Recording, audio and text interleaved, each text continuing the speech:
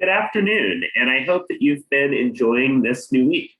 We're moving right along with the quarter, and so I'd like to do a new video that discusses what it means to listen professionally. As a reminder for this week, you have a quiz as well as an activity that are both due on this Sunday.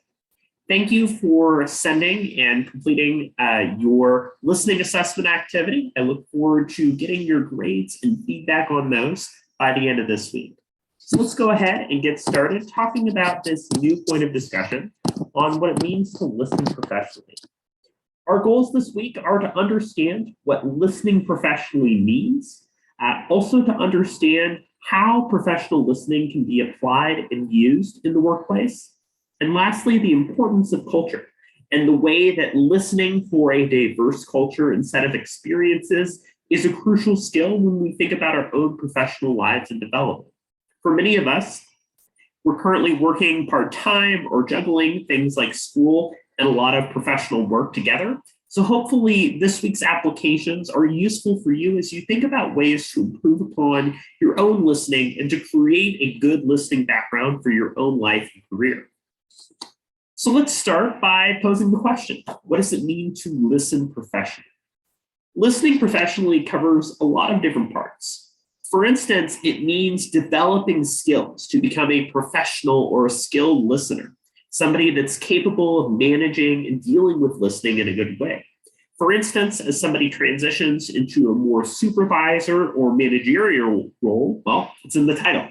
As a manager, you're managing and regulating the experiences of other people. You're listening to their stories. You're trying to make modifications or suggestions based on the feedback that you have. So you're actively listening as part of that process. Listening professionally also means the idea of professionalism, of showing respect and appreciation for others in the workplace through listening. For instance, if you're at something like a company meeting or group, it might be seen as disrespectful to be on your phone over the course of the meeting. So listening professionally really means listening in a way that's comfortable and is appropriate for that situation. And then lastly, listening professionally is not a single event, but it's an entire process of regularly using behaviors of listening and following along in a professional context. So listening professionally is an important skill for us to develop over time. But one thing that I think is important for us to think about when we're exploring what professional listening means is that so often we find ourselves in situations in which listening is not seen as an important or valuable skill.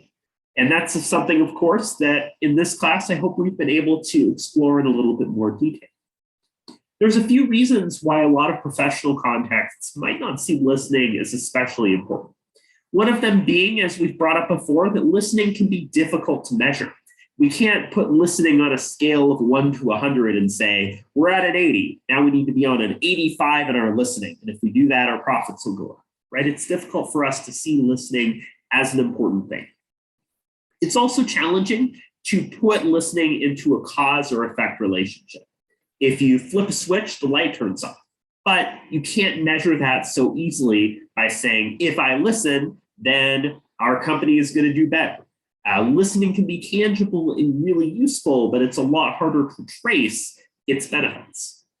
And then, as we've talked about before, listening is so often seen as something that's not important in a lot of professional settings. Maybe there's an emphasis on putting together content, on completing tasks, and less of an emphasis on listening to one another over the course of the conversation. So there's a lot of reasons why listening is not always seen as important in professional settings.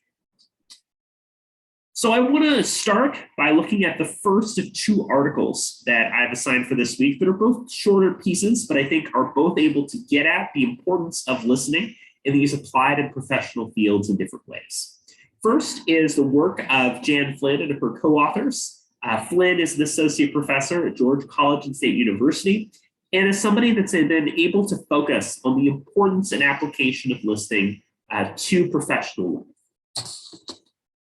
One of the key ideas that gets brought up in this reading is that for people that occupy roles that involve supervision or leadership, being a team manager, project leader, being a boss or CEO, being a team captain, oftentimes means that you're placed in a role where you simultaneously feel like you need to listen and be available for your coworkers, but also at the end of the day, you have to make some type of evaluation or judgment. If somebody tells you that they're feeling sick and really falling behind on their work, you need to appreciate and support them, of course, but you also might have a deadline. You might be encouraging them to do something to be back on track. So this is a unique challenge that people find when they're listening in that role of leadership. Another role that's important for us to consider is that of the organization itself. An organization is structured in such a way that it can facilitate listening, whether it's something like an office, but also in terms of remote spaces, such as the way that Hangouts or chat or Zoom or Google Meet is used. Those can create unique opportunities for listening to. That is, listening of an organization or group is shaped by the environment and the physical or digital space in which that group operates. So it also affects the overall image and reputation of the organization too. For instance, companies such as Google and Valve are well known for having large kind of open-ended lounge spaces and encouraging people to regularly talk and communicate about each other in a variety of different areas. You might also consider the way that many companies and startups switch to offering an open floor plan rather than having office cubicles, having more shared spaces for people to talk and creating an organizational listening environment. Another way to think about this is to think about some of the different categories or areas in which listening happens professionally. This reading gets at three primary areas in which listening professionally can be used. Listening can function first as a work skill. That is, particularly if you're occupying a role where you have to have meetings, you have to listen to coworkers, you have to read emails, you have to understand perspectives, that getting good at listening and paying attention to what other people have to say can be useful. As a new employee, understanding the history and the context of the place that you work for can be a really good way to get your foot in the door and to build experience and offer meaningful contributions. Another key idea is that listening can serve career advancement. If you're looking to move in a different direction, for instance, you're interested in moving into more of a supervisory or managerial type role, you'll find that as you switch into that type of work and move up the ladder, you more and more have to listen and build those kinds of listening skills, particularly as you're managing and working with other people and trying to find that line between listening to avoid judgment, but also making an evaluation on things such as performance. And then lastly, as I brought up, listening is an organizational characteristic. That is, a company, a business, group, a professional environment builds its own type of culture or style of listening that ties it to that organization. If, for instance, your place of work is one in which people happily refer to each other by their first names and casually talk about their life experiences, that's a particular type of organizational culture that's been cultivated and developed over time. So those are all important considerations when we think about what it means to listen professionally and to build good listening skills. The second article builds on some of these ideas in a little bit more detail, with an emphasis on the importance of culture. Listening in the multicultural workplace comes from the authors Purdy and Manning, who both come from a sort of governance and phenomenology approach in trying to understand and make sense of why listening matters and why listening is so often disregarded, even in the context of cultural studies and work. If you're familiar with the term culture or the way that it's used, we can think about culture as a constant practice, the things that we do that make us a part of a group and to help to define some of the things that we are. So culture, right, is this idea of shared set of beliefs, principles, and values, traditions, practices, and so on that members of a group might have. You might think about holidays that you like to do and the ways that you celebrate holidays with friends and family. You might think about the membership you have in particular groups or organizations. So culture can be developed over time and through our membership with other people. It's also important to think about the ways that different cultures communicate differently, not only in developing slang or technical language, but also in understanding that different cultures might value or place emphasis on listening in different ways. including high or low context cultures, which we'll talk about in a minute. And then lastly, it's important to recognize that despite a lot of work in culture and trying to understand members of different cultures, that there's not a whole lot that's been discussing what it means to listen and develop good listening skills across cultures. So those are areas that are worth exploring a little bit further. Another key idea that comes from this reading is the idea of borderland theory. This comes from Gloria Anzaldua's work in Borderlands, and she uses the metaphor of borders, that borders between nations function as a metaphor for borders within ourselves, that the borders and the boundaries that we give geographically by culture and identity and so on can have a major influence in how we communicate, and that we oftentimes find ourselves in places where we're crossing between or moving across different borders. And this is an important way to think about listening in culture, because as members of groups and people participating, we're in a constant process of moving across, crossing over, going through the borderlands in order to understand and get to know people in professional environments and groups that we work with every day, to listen to and to understand the experiences of people whose lives are very different from our own.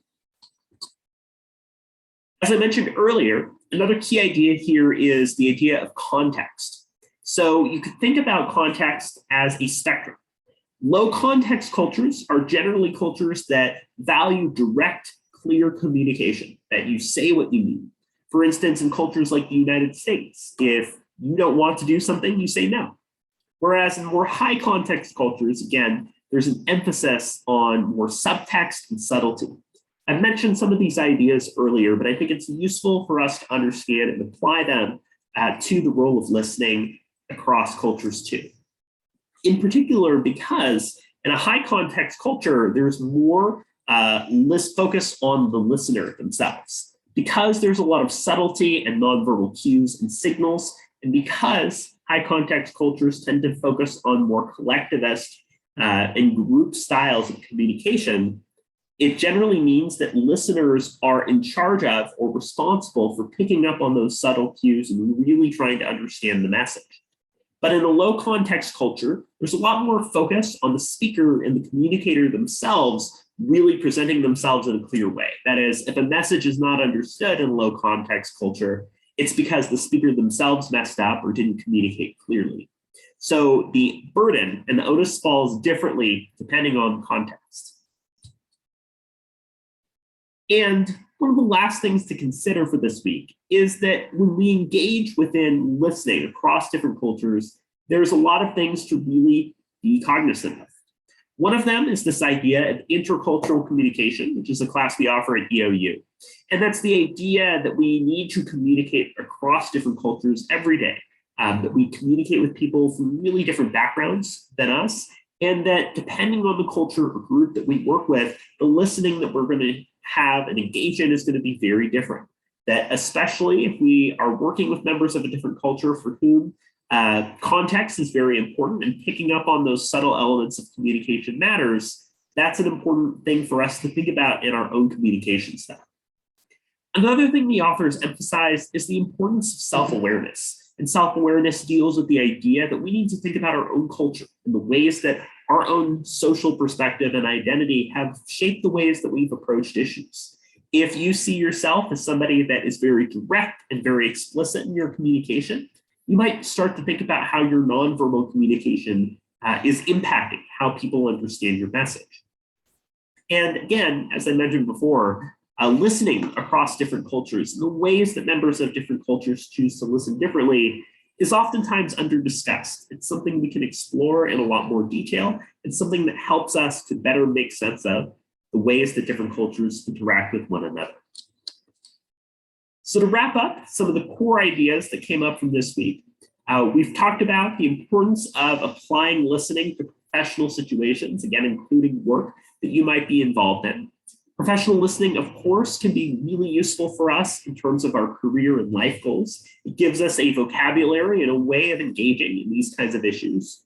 But it's also true that professional listening requires us to think carefully about culture and the way that culture can shape our social identities. So thinking about these things in mind is an important step for us to become better and more competent intercultural communicators. So that wraps up the major things to go over this week. Next week, we'll be looking at the ways that culture and gender specifically are impacting our own listening and starting to develop a clearer framework of how listening is impacted across some of those boundaries. So I hope that you have a great rest of your week, and I look forward to talking with you again next week. See you soon.